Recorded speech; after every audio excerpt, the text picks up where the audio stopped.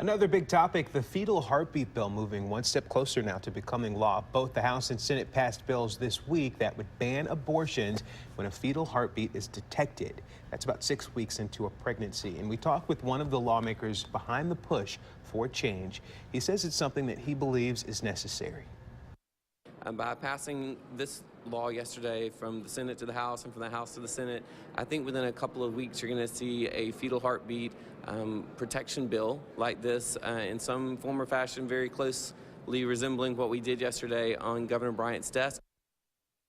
The Supreme Court will have the final say, but the authors of this bill are hoping that a more conservative lineup there will actually work in their favor.